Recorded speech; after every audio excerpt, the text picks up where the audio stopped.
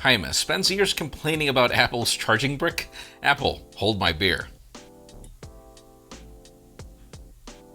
Hi Diego, please try to get accidentally into his script more often. Thanks. You're kind of assuming that I have an English problem, don't you? Some say Jaime watches Pocketnow Daily just to hear himself say his name. Well, I guess my mother's not the only one. 2020, the year we all got screwed and had to deal with it. Like seriously, dude, you're gonna come over and jinx it? We're barely halfway through the year. That's right, it's that time of the week. I am Jaime Rivera, this is Pocketnow, and this is the Pocketnow Daily Recap, your comments for this week.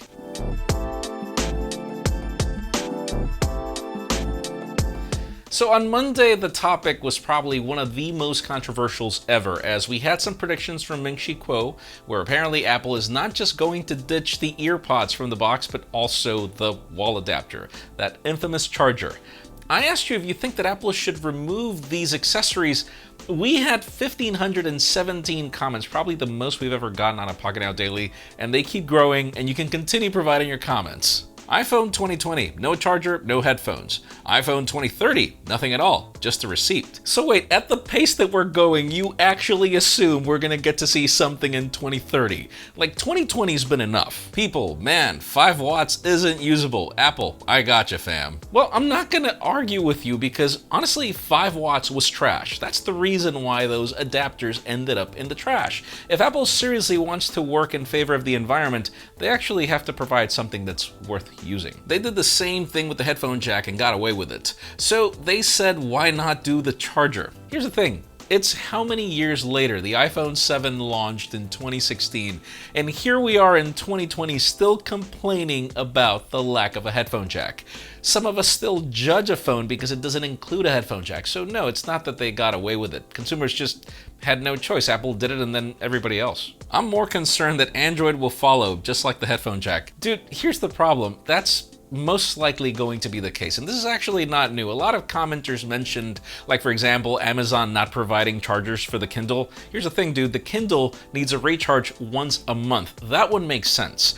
In the case of Android, HTC tried to do it and we know where HTC went.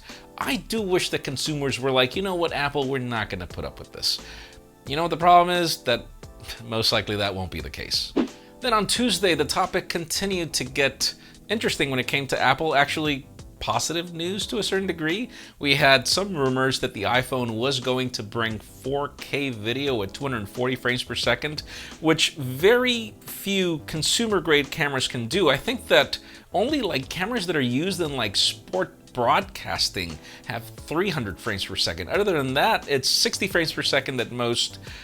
And you're gonna be lucky if you find a camera that can, like my GH5 can, but then pretty much every other doesn't. So I think that it's gonna be amazing if they pull it off. I asked you what you thought. We had 620 comments. The feature I most praised of my iPhone XR is that 4K at 60.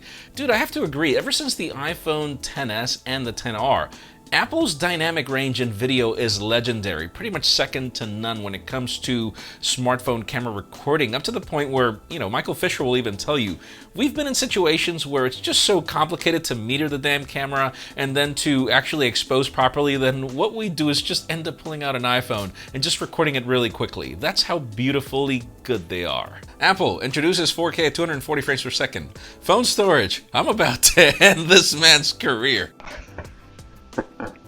Alright, funniest comment of the week, I'll give you that one. Sadly, iPhones have fixed memory, and without expandable storage, it will never be the perfect vlogging camera. Well, they did implement HEVC, and here's the problem. Not all expandable storage is good enough for that amount of frame rate. If you know a little about that, you'll know that I can't use just any memory card for this GH5, for example. If I want to record Cinema 4K, for example, I have to use special memory cards. It depends on the bitrate. And so even if you provided expandable storage, not every consumer understands the difference or is willing to pay the amount of money you have to pay for a memory card that's capable of it. I rarely record videos with my smartphone. 99.9% of the time when I use my smartphone's cameras, it's for taking still photographs. I honestly think that that's the case for most people. The problem is that for others, like recording their memories is a big deal, and a lot of people use their iPhone cameras for it. I'll give you an example. I still hold the videos of my kids back in 2010 that I recorded with the iPhone 4 at 720p. I still consider those to be better than even what my back then camcorder could do, so I do consider it to be a big deal. Then on Wednesday, we actually moved away from iPhone discussions and actually focused on something really cool. Galaxy Note 20 Ultra, should we say? I don't know what the name is going to be, but we've got some leaked images from the best source ever, Samsung, because don't send any leaker to do a company's job if they can do it any better. Beautiful color, beautiful design. I asked you what you thought about it. We had 551 comments. Leaker, hey Samsung, I'm going to leak the design of the Note 20 Ultra. Samsung Russia, our leak. Fine.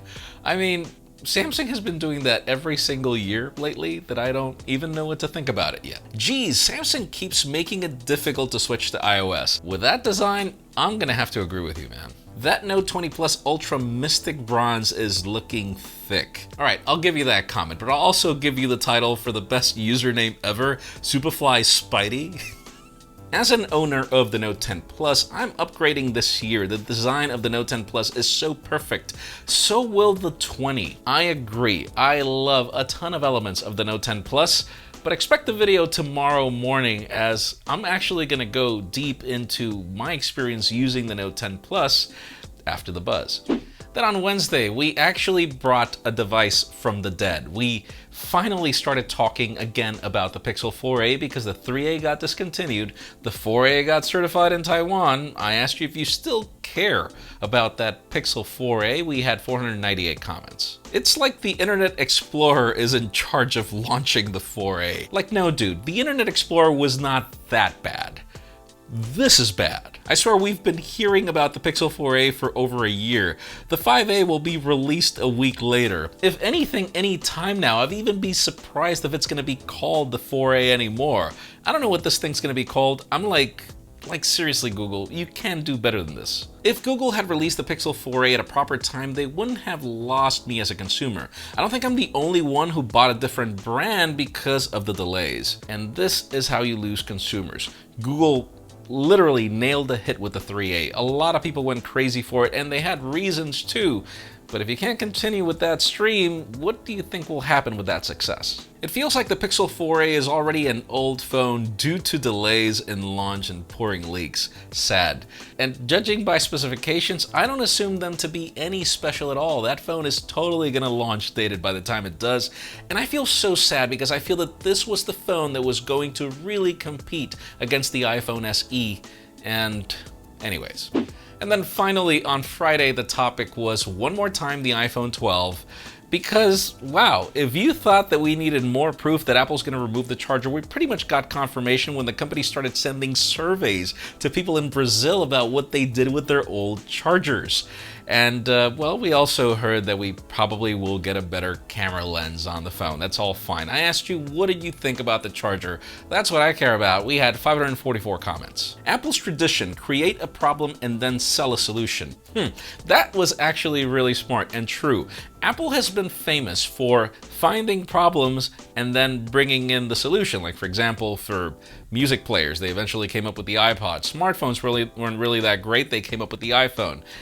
But this is a moment when they're creating the problem.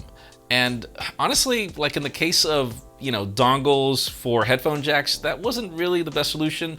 Bluetooth is still not there, so I don't know. Apple 2020, no earbuds, no USB. Apple 2021, no charging cable. Apple 2022, who needs the box? Like seriously, by then we're most likely gonna receive that thing in bubble wrap. If I'm paying premium for the damn phone, I want the damn charger and the headphones. Harry, I could not agree more, dude. And probably one of the things that upsets me the most is that it's not like if we get the best specifications in iPhones.